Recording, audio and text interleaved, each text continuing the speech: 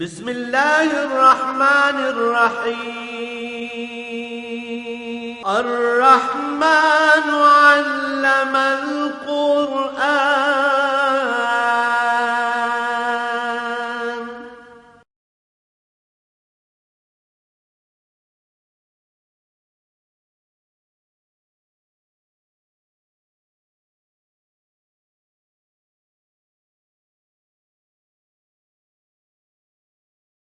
الحمد لله رب العالمين والصلاة والسلام على حبيبه محمد وآله وصحبه أجمعين. أعوذ بالله من الشيطان الرجيم. بسم الله الرحمن الرحيم. يا أيها النبي حرض المؤمنين على القتال إن يكن منكم 20 صابرون يغلبوا 200 وَإِن يَكُن مِّنكُم 100 يَغْلِبُوا أَلْفًا مِّنَ الَّذِينَ كَفَرُوا بِأَنَّهُمْ قَوْمٌ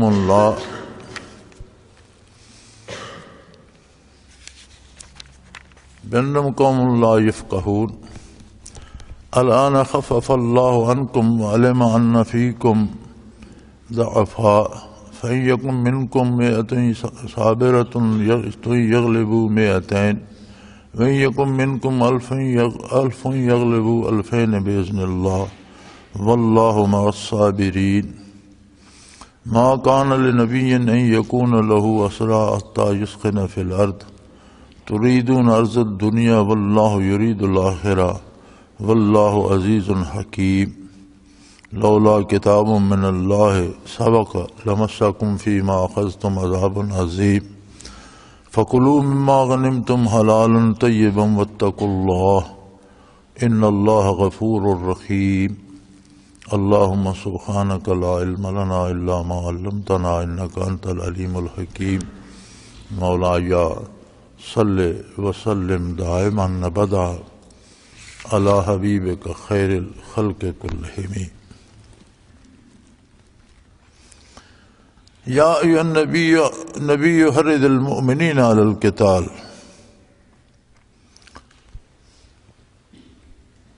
فرمایا میرے نبی صلی اللہ علیہ وسلم مومنین کو، ایمان والوں کو لڑائی کی ترغیب دیجیے.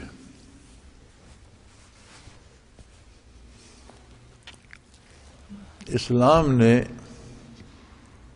تمام شعبہ زندگی میں خوبصورت قواعد اور ضابطے مقرر فرمائے ہیں،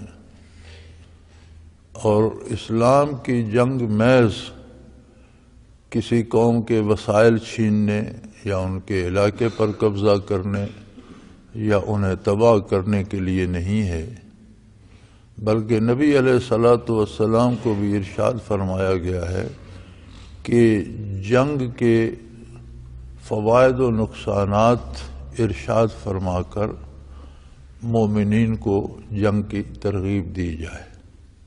یعنی اسلام نے جنگ کے تصور کو بدل دیا. دنیا بعض لوگوں کا قول یہ ہے کہ انسانی تاریخ جو ہے وہ صرف جنگوں کی تاریخ ہے. یعنی آپ انسانی تاریخ پہ نظر کریں تو سوائے جنگوں کے اس کا کوئی مرکزی بیان اس میں نہیں ملتا. جنگوں کی تاریخ ہے. لیکن اسلام نے جنگ کے تصور میں ایک خوبصورت تبدیلی پیدا کی، اور وہ یہ ہے کہ اگر کوئی قوم، کوئی طبقہ ایسا بگڑ جائے کہ وہ دوسروں کے ایمان کے لیے بھی خطرہ بن جائے، ان کے جان و مال کے لیے بھی خطرہ بن جائے، تو اس سے اس حد تک جنگ کی جائے کہ وہ اپنی اس برائی سے باز آ جائے. جب تک اس برائی سے باز نہیں آتا تب تک اس کے ساتھ جنگ ہوگی. لیکن اگر وہ یا تو ایمان قبول کر لے تو اس کا وہی درجہ ہے جو دوسرے مسلمانوں کا ہے، وہی سٹیٹس اسے مل جائے گا.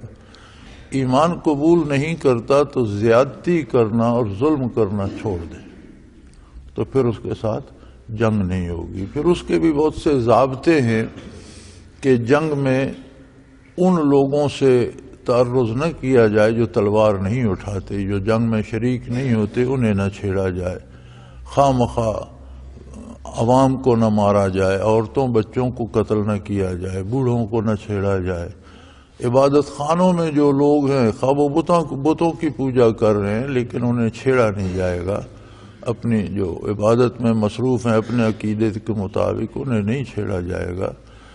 جنگ انہی لوگوں سے ہوگی جو میدان میں اتریں گے اور جو دوسروں کے جان و مال اور دوسروں کے ایمان کے لیے خطرہ ثابت ہوں گے۔ تو حضور کو ارشاد فرمایا جا رہا ہے کہ آپ اپنے متبعین کو اس کے لیے ترغیب دیجئے کہ ظلم کو روکنا، زیادتی کو روکنا اللہ کے نزدیک کتنا پسندیدہ فعل ہے، اور اگر اس کام میں کوئی کام آ جاتا ہے تو اللہ کریم اسے شہادت عطا فرماتے ہیں جو عظیم تر درجہ ہے۔ اسی طرح زندہ رہتا ہے تو وہ غازی ہے۔ تو فرمایا یا ایھا النبی حرض المؤمنین علی القتال، مسلمانوں کو قتال کی ترغیب دیجئے، یعنی اس کے فوائد سے آگاہ کیجئے، اس کی ضرورت سے آگاہ فرمائیے، اور نہ کرنے کے نقصانات ارشاد فرمائیے۔ اس سے پہلے رکوع میں گزر چکا ہے کہ مسلمانوں کو ہمیشہ جنگ کے لیے تیار رہنا چاہیے اور اپنی جنگی قوت ہمیشہ بنا کر رکھنی چاہیے، اور ایسی جنگی صلاحیت ہونی چاہیے کہ کسی کو جرأت ہی نہ ہو زیادتی کرنے کی، لیکن اگر ضرورت پیش آ جائے تو پھر پوری یقین و اعتماد کے ساتھ اور پورے خلوص کے ساتھ جہاد کیا جائے۔ اور فرمایا ان یکم منکم 20 صابرون یغلبوا 200، اے مسلمانوں تمہارے میں سے اگر 20 بندے بھی ثابت قدم رہنے والے ہوں گے، یہاں شرط لگائی صابرون، صبر کا معنی ہوتا ہے رک جانا یا روک لینا، تو جنگ میں بھی صبر یہ ہوگا کہ ثابت قدمی سے لڑیں اور زیادتی نہ کریں، جو اللہ نے حدود مقرر فرمائی ہیں ان کے اندر رہیں۔ تو ظاہر ہے جب صبر ہوگا تو معیت باری حاصل ہوگی، اللہ جل شانہ کا ساتھ نصیب ہوگا، اور جس کے ساتھ اللہ ہوگا وہ جیتے گا۔ تو اگر 20 مسلمان بھی ثابت قدم ہوں گے یغلبوا 200، تو وہ 200 کافروں پر غالب آئیں گے۔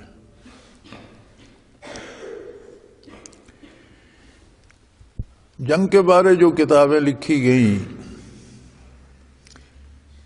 ان میں ایک بڑی عجیب بات یہ بھی ملتی ہے کہ عموماً جو فوجیں لڑتی ہیں ان میں 10% لوگ ایسے ہوتے ہیں جو لڑنا چاہ رہے ہوتے ہیں اور جو بے جگری سے لڑتے ہیں، 90% وہ لوگ ہوتے ہیں جو ان کے ساتھ مل کر لڑتے رہتے ہیں۔ اگر وہ 10% اپنی جگہ چھوڑ جائیں تو 90% بھاگنے میں دیر ہی نہیں کرتے۔ اور یہ معیار بتایا گیا جنگوں کی تاریخ میں کہ اگر کسی فوج میں 20% ہو جائے ان کی تعداد جو خلوص سے اور پورے وثوق سے اور جم کر لڑنے والے ہیں، تو اس فوج کو شکست نہیں دی جا سکتی۔ جبکہ وہی مورخین جو اس موضوع پہ بحث کرتے ہیں وہ لکھتے ہیں کہ دنیا میں واحد جرنیل محمد الرسول اللہ صلی اللہ علیہ وآلہ وسلم تھے کہ جن کی جو فوج تھی اس میں 100% لوگ خلوص سے اور جم کر لڑنے والے تھے۔ یعنی یہ دنیا کی واحد فوج تھی جو حضور اکرم صلی اللہ علیہ وسلم کی خدمت میں تھی، اور جس کے جرنیل محمد الرسول اللہ صلی اللہ علیہ وسلم تھے، جن کی تربیت کا یہ عالم تھا کہ ان کی فوج کا 100% ہر سپاہی پورے خلوص، پوری دیانت، پوری ثابت قدمی، پوری جرأت سے لڑنے والا تھا۔ ورنہ دنیا کی بڑی بڑی افواج میں 10% سے زیادہ لڑنے والوں کی تعداد نہیں ہوتی، دوسرے ان کے ساتھ کھڑے رہتے ہیں ان کے آسرے پر، اور 20% ہو جائے تو بہت اعلیٰ فوج ہوتی ہے۔ تو یہاں اللہ کریم نے ارشاد فرمایا کہ اگر 20 مسلمان ہوں گے جو صابرون اللہ کی اطاعت پر جم جائیں گے اور اللہ کی رضا کے لیے لڑ رہے ہوں گے، تو ظاہر ہے جب اللہ کی رضا کے لیے لڑ رہے ہوں گے تو جو قواعد و ضوابط اللہ کریم نے ارشاد فرمایا ان کی پوری پاسداری بھی کریں گے، تو 200 کافروں پر اپنے سے 10 گنا طاقت پر غالب آئیں گے۔ اور اگر تم میں سے 100 آدمی ہوں گے یغلبوا الفا من الذین کفروا، تو 1000 کافر پر غالب آ جائیں گے۔ یعنی مسلمان جب اللہ کی رضا کے لیے لڑیں گے، حق کی سربلندی کے لیے لڑیں گے، ظلم کو مٹانے کے لیے لڑیں گے، زیادتی کو روکنے کے لیے لڑیں گے۔ یہی فرق ہے جنگ اور جہاد میں۔ جنگ ہوتی ہے دشمن کو نیچا دکھانے کے لیے، اس کے وسائل تباہ کرنے کے لیے، اس کی افرادی قوت ختم کر دی جائے تاکہ وہ سر اٹھانے کے قابل نہ رہے، ان کے گھر اجاڑ دیے جائیں، شہر ویران کر دیے جائیں تاکہ وہ کبھی سر اٹھانے کے قابل نہ رہیں۔ لیکن اسلام میں اس طرح کی جنگ کی گنجائش نہیں ہے۔ اسلام میں جنگ کو جہاد کہا گیا۔ جہاد کا لفظی ترجمہ ہے بہتری کی کوشش، محنت۔ تو جہاد ہوتا ہے زیادتی اور ظلم سے روکنے کے لیے۔ تو چونکہ یہ اللہ کی خاطر ہے، اس میں کوئی کسی کو ذاتی لالچ نہیں ہے، اپنے غلبے کا شوق نہیں ہے، کسی ملک گیری کی ہوس نہیں ہے، بلکہ میں ظلم کو روکنے کے لیے اللہ کی رضا کے لیے ہے۔ تو پھر جو لوگ ظلم کی حمایت میں تلوار اٹھائیں گے ان کے ساتھ جہاد ہوگا، جو تلوار نہیں اٹھائیں گے انہیں نہیں چھیڑا جائے گا۔ اگر تم میں سے 100 مومن بھی ایسے ہوں گے تو وہ 1000 کافر پر غالب آ جائیں گے، اس لیے کہ کافر جو ہیں بِأَنَّهُمْ قَوْمٌ لَا يَفْقَهُونَ، یہ احمق قوم ہے، سمجھ نہیں رکھتے۔ اللہ کی کائنات میں اللہ کی مخلوق پر ظلم کرنا حماقت ہے، احمق ہیں، یہ بے وقوف ہیں، لا یفقہون، یہ سمجھ نہیں رکھتے، ان میں تفقہ نہیں ہے، ان میں شعور نہیں ہے۔ تو یہ بڑی عجیب بات ہے۔ قرآن کریم بتاتا ہے کہ شیطان بندے کی سمجھ الٹ دیتا ہے، وہ برائی اسے بھلی معلوم ہونے لگتی ہے اور غلطی پر فخر کرنے لگتا ہے۔ آج بھی ہم دیکھتے ہیں کہ ایسے لوگ ہیں جو ظلم کر کے فخر کرتے ہیں، لوٹ کر فخر کرتے ہیں کہ میں نے اتنے پیسے لوٹ لیے، لوگوں کو قتل کر کے فخر کرتے ہیں میں نے اتنے بندے مار دیے۔ تو یہ وہی کافروں والی صفت ہے کہ لا یفقہون، ان میں تفقہ نہیں ہے، سمجھ نہیں ہے، جانتے نہیں ہیں، تو جاہل ہیں۔ اور جاہل اور نہ جاننے بوجھنے والا بندہ کمزور ہوتا ہے، شکست کھا جاتا ہے۔ پھر اس کے بعد ارشاد فرمایا کہ یہ قوت ایمانی ہمیشہ تو نہیں رہے گی۔ ظاہر ہے جو قوت عہد نبوی میں ہے وہ آپ کے بعد تو نہیں رہے گی، اور جو فاصلہ بڑھے گا تو وہ قوت کم ہوتی جائے گی۔ اب آج دیکھ لیں کہ ہم اسلام کے دعوے دار بھی ہیں، لیکن 1450 سال ہمارے اور نبی رحمت صلی اللہ علیہ وسلم کے درمیان حائل ہو گئے۔ اس لمبے فاصلے نے ہمارے ایمان و یقین کو کس قدر کمزور کر دیا ہے، کتنا متزلزل کر دیا ہے، ہمارا کردار کس قدر کمزور ہو گیا ہے۔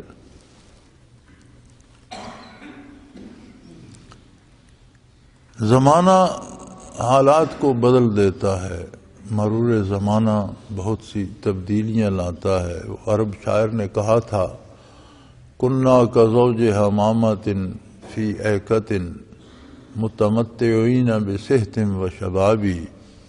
ہم تو کبوتروں کے جوڑے کی طرح مثالی محبت سے ایک اچھے گھر میں، اچھے گھونسلے میں، اچھی جگہ میں رہتے تھے اور خوش تھے.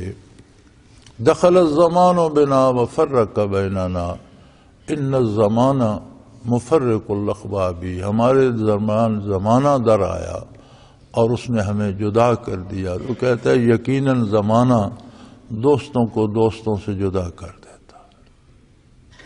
تو ہمارا بھی آج کا المیہ یہی ہے کہ ہم نبی کریم صلی اللہ علیہ وآلہ وسلم کی ذات ستودہ صفات اور آپ کی برکات سے بہت دور ہو گئے. 1450 سال درمیان میں آ گئے، 1430-31 سال درمیان میں آ گئے. اس صدیوں کے فاصلے نے ہمارے رشتے کمزور کر دیے ہیں. الحمدللہ ہمیں کلمہ نصیب ہے، ہمارا اللہ کی توحید، حضور کی رسالت، قرآن کی صداقت، ضروریات دین پر ایمان ہے، لیکن وہ ایمان اتنا کمزور ہے کہ ہمیں نافرمانی سے روک نہیں سکتا. ایمان کا مطلب تو یہ ہے کہ اس کے مطابق عمل کیا جائے، لیکن جو ہم کہتے ہیں کہ ہمارا یہ عقیدہ ہے، ہم مسلمان ہیں، ہمارا کردار اس کے بالکل مخالف ہے. یہ فاصلہ مرور زمانہ نے، صدیوں کی اس گزرگاہ نے ہمارے درمیان فرقت ڈال دی. آج بھی اگر کوئی حلال کھائے، سچ بولے، عبادات کرے اور اللہ کا ذکر کرے اور خود کو حضور رسالت مآب صلی اللہ علیہ وسلم کے قرب سے مشرف کرنے کی کوشش کرے، یہ فاصلے مٹانے کی کوشش کرے، تو آج بھی وہی حالات پیدا ہو سکتے ہیں. چونکہ آج بھی رسالت محمد الرسول اللہ کی ہے، نبوت آج بھی آپ ہی کی ہے. کوئی آج بھی جو کلمہ ہم پڑھتے ہیں وہ یہی ہے کہ حضرت محمد صلی اللہ علیہ وآلہ وسلم اللہ کے رسول ہیں، محمد الرسول اللہ صلی اللہ علیہ وسلم. آج بھی جو کلمہ ہم پڑھتے ہیں اس میں یہ لفظ تو نہیں آتا کہ حضور اکرم صلی اللہ علیہ وسلم اللہ کے رسول تھے، یہ تو کوئی نہیں کہتا. آج بھی ہم یہی کہتے ہیں کہ حضور اکرم صلی اللہ علیہ وسلم اللہ کے رسول ہیں. تو جب آپ آج بھی اللہ کے رسول ہیں تو وہ ساری برکات جو عہد نبوی میں تھی وہ آج بھی اس طرف موجود ہے. کمی ہے تو ہماری طرف سے. جو برکات اس وقت تھی اور اس زمانے کے لوگوں نے حاصل کی ان میں کمی نہیں ہے. آج بھی وہی برکات ہے، آج بھی وہی تائید باری ہے، آج بھی آپ صلی اللہ علیہ وسلم رحمت للعالمین ہے، سب جہانوں کے لیے اللہ کی رحمت ہے. وجود مسعود نبی کریم صلی اللہ علیہ وسلم آج بھی رحمت کا بحر زخار ہے، ناپیدا کنار سمندر ہے. ہم محروم ہو گئے، ہم اس سمندر سے بہت دور چلے گئے. اگر ایک دن کو ایک قدم شمار کریں تو 1431 سال کے دنوں کا شمار کریں تو ہم اتنا فاصلہ دور چلے گئے. اب اگر ہم واپسی کا سفر شروع کریں اور اپنے ایمان میں وہ قوت پیدا کریں اور وہ حق اطاعت ادا کریں جو عہد نبوی میں آپ کے خدام کیا کرتے تھے، تو آج بھی زمانہ پلٹ سکتا ہے، آج بھی وہ وقت آ سکتا ہے. تو مرور زمانہ کا مقابلہ سب سے سخت مقابلہ ہے انسانی زندگی میں، کہ وقت بدل جائے، حالات بدل جائیں، شب و روز بدل جائیں، وسائل بدل جائیں، ذرائع بدل جائیں، لیکن انسان کا کردار نہ بدلے. یہ توفیق الہی ہے، یہ توفیق باری تعالی ہے. وہ کسی کو یہ ہمت دے کہ وہ خود کو پھر ان لوگوں کے اتباع اور اطاعت میں مدغم کر دے اور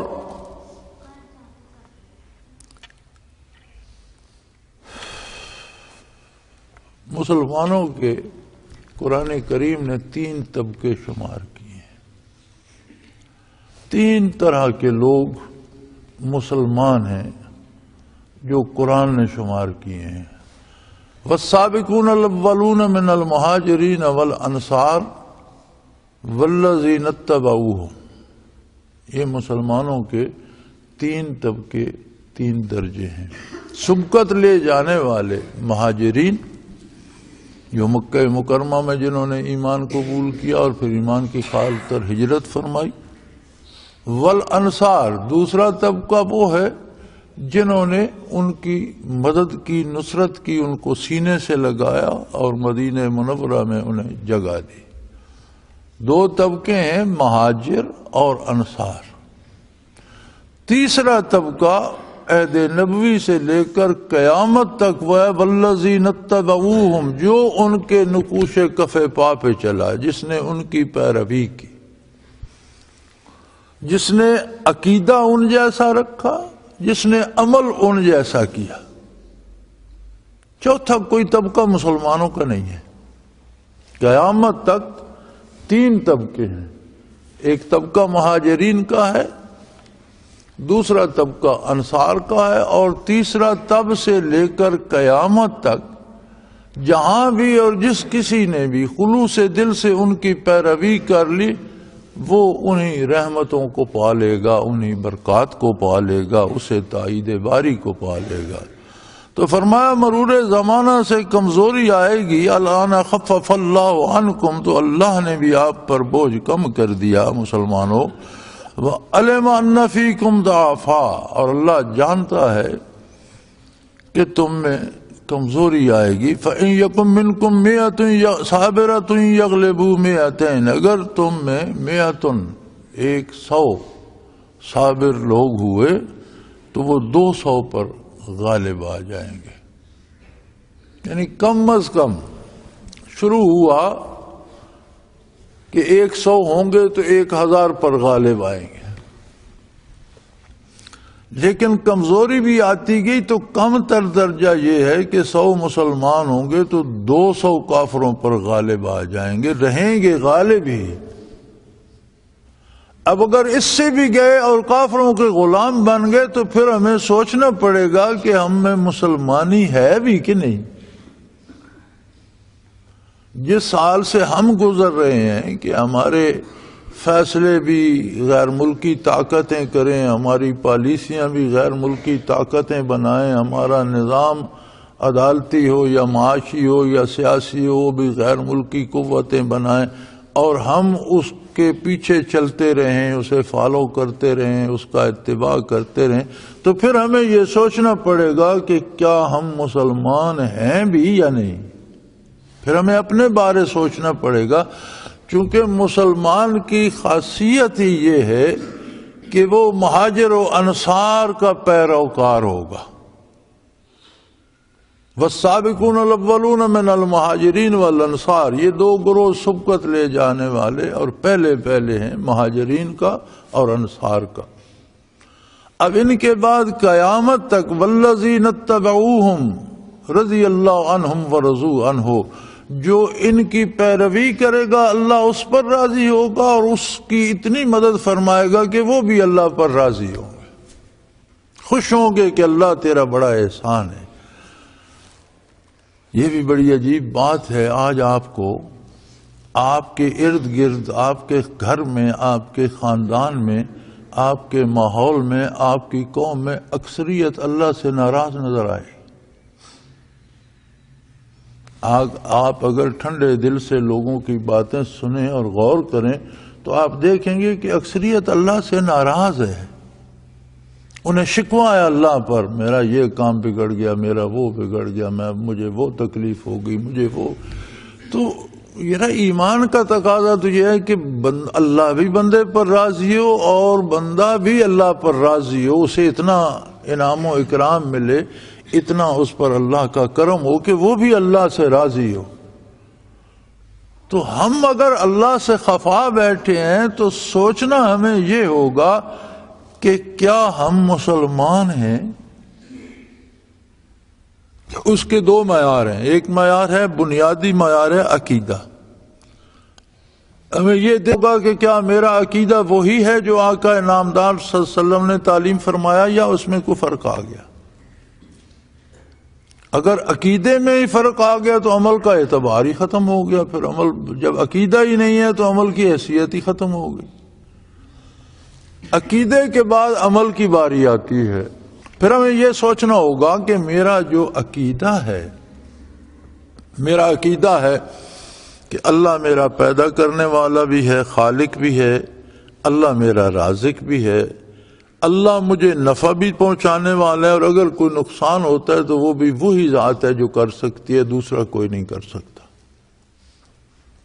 نافع بھی ہے، دار بھی ہے، رازق بھی ہے، مالک بھی ہے، خالق بھی ہے، ارحم الراحمین بھی ہے، کریم بھی ہے.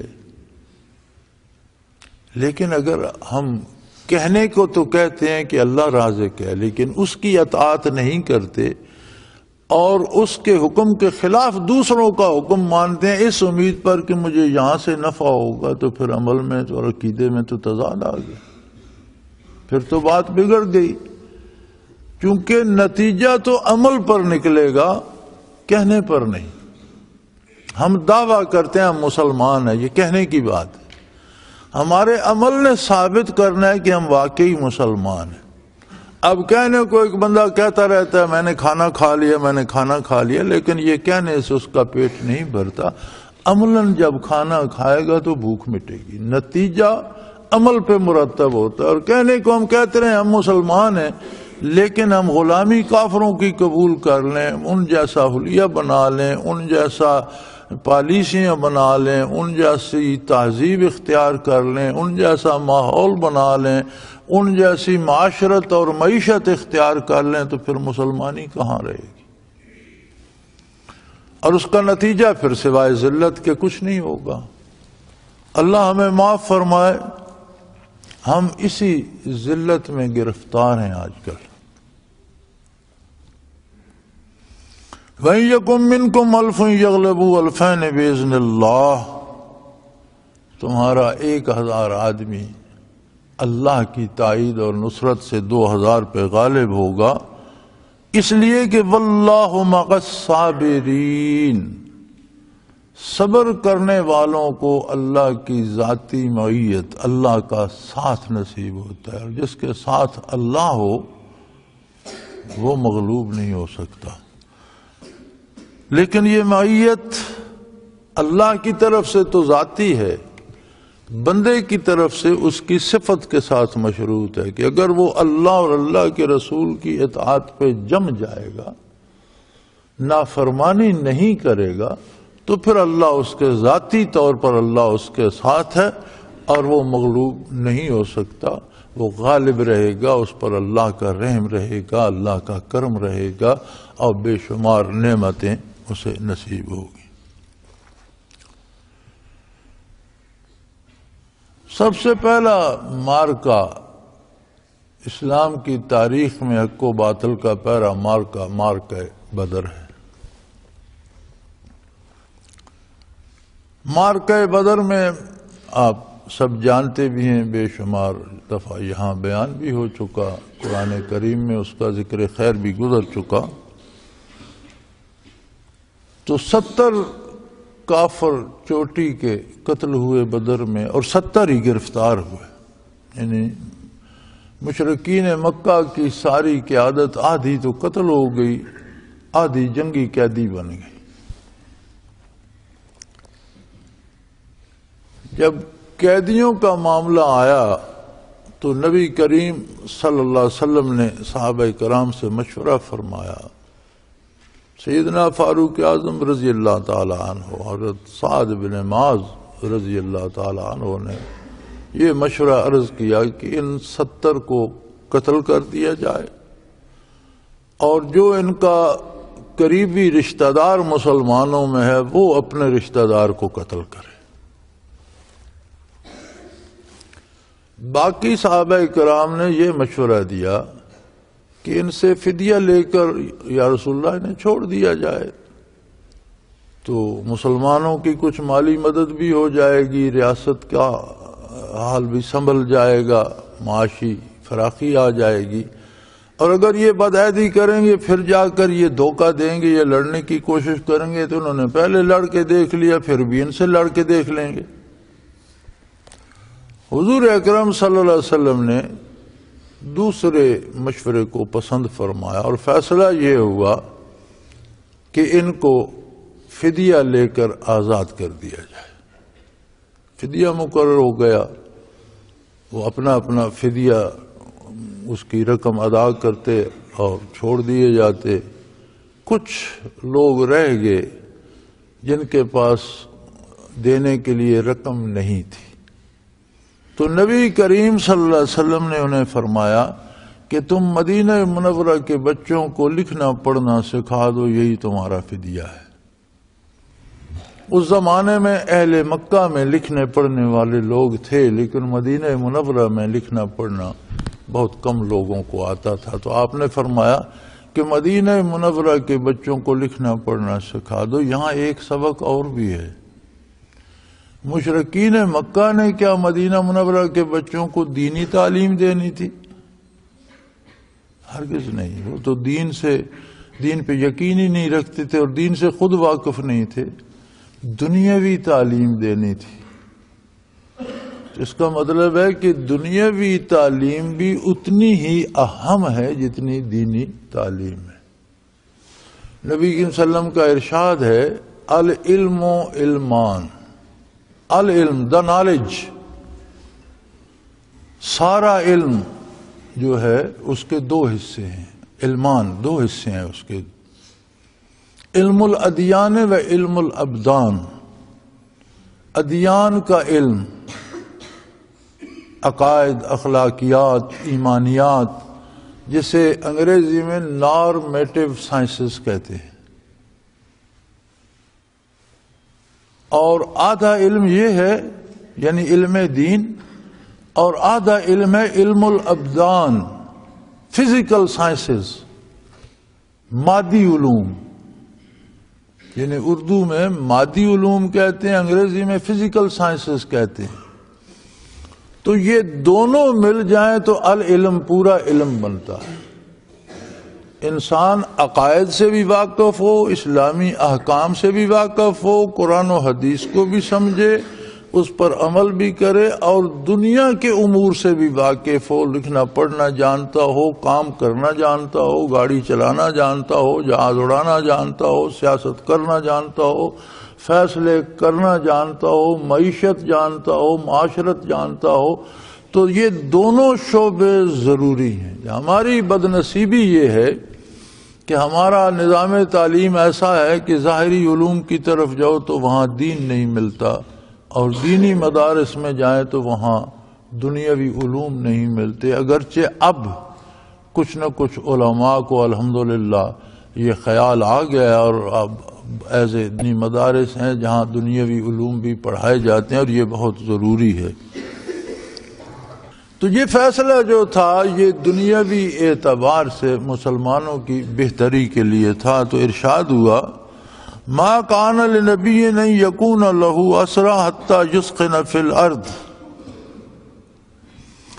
فرمایا نبی صلی اللہ علیہ وسلم کی شان کو یہ زیب نہیں دیتا کہ کافر جب اس کے ہاتھ کافروں کے قیادت قید ہو جائے تو انہیں پھر چھوڑا جائے یا فدیہ لے کر رہا کیا جائے۔ ان کا علاج ہے کہ انہیں قتل کر دیا جائے، ان کا خون بہایا جائے۔ قرآن کریم نے یہ بھی بڑا خوبصورت فلسفہ دیا ہے، اور اقوام عالم نے بھی اس کو سمجھا ہے کہ جتنی باتیں کسی قوم کی سربلندی یا اس کی قوت یا اس کی طاقت کی ہوتی ہیں، تو دراصل کمال قیادت کا ہوتا ہے۔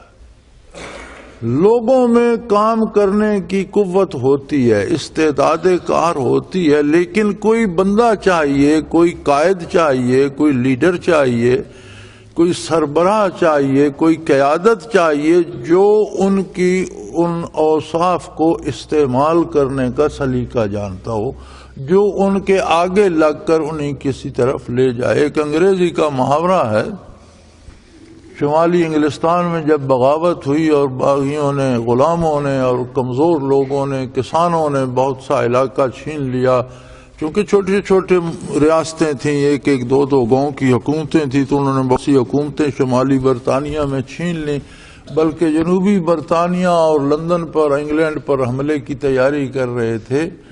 تو انگلینڈ کے حکمران نے ایک شمالی حکمران سے کہا کہ ان کا جو لیڈر ہے اگر اسے دھوکے سے پکڑ لیں، ہمارے حوالے کر دیں۔ تو اس نے کہا یہ ایک بندے کے پکڑنے سے کیا ہوگا، اسے تو میں میرے بیٹے کے پر وہ اعتبار کرتا ہے، تو اسے تو ہم بلائیں گے، وہ ہمارے ہاں آ جائے گا، ہم دھوکے سے گرفتار کر لیں گے، آپ کو دے دیں گے، لیکن ایک بندے سے کیا ہوگا، اس کے ساتھ تو ایک بہت بڑا لشکر ہے۔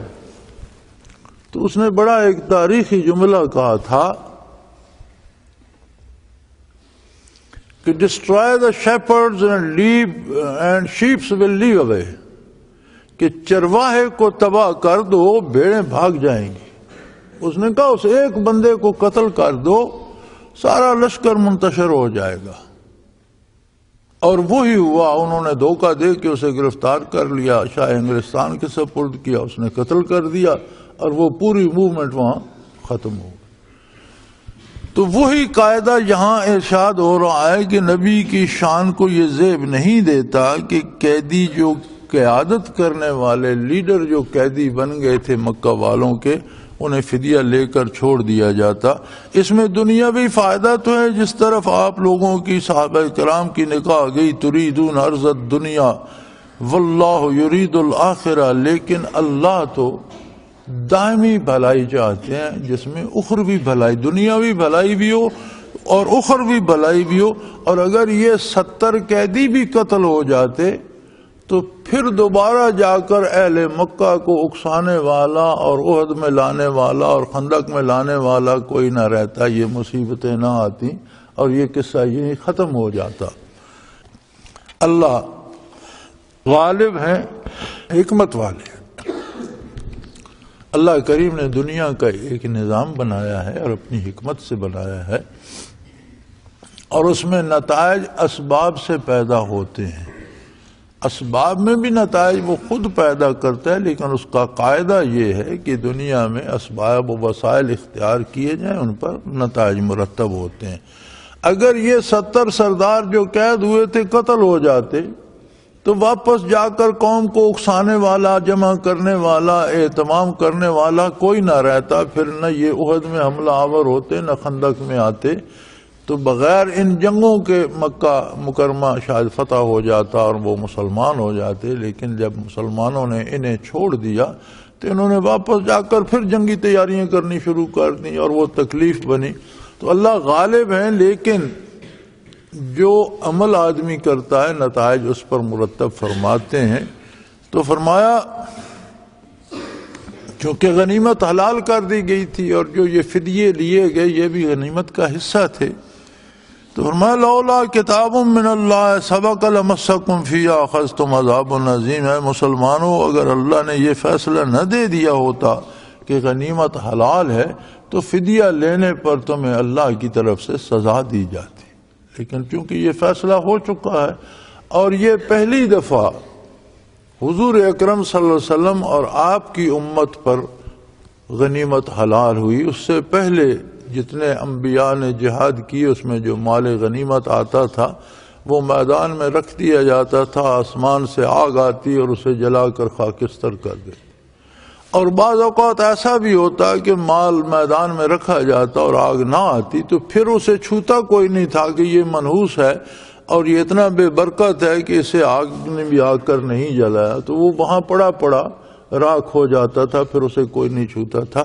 یہ بھی حضور اکرم صلی اللہ علیہ وسلم کے طفیل امت محمدیہ پر اللہ کریم نے غنیمت حلال فرمائی۔ تو ارشاد ہو رہا ہے کہ یہ تو فیصلہ پہلے ہو چکا، لولا کتاب من اللہ سبقا، اگر پہلے فیصلہ اللہ کی طرف سے نہ ہو چکا ہوتا، لمسکم فیما اخذتم عذاب عظیم، تو یہ جو فدیہ لے کر آپ نے بندے چھوڑے ہیں اے مسلمانوں، اس میں آپ پر اللہ سختی فرماتے، عذاب نازل فرماتے، سزا دیتے، بڑی سزا واقع ہوتی۔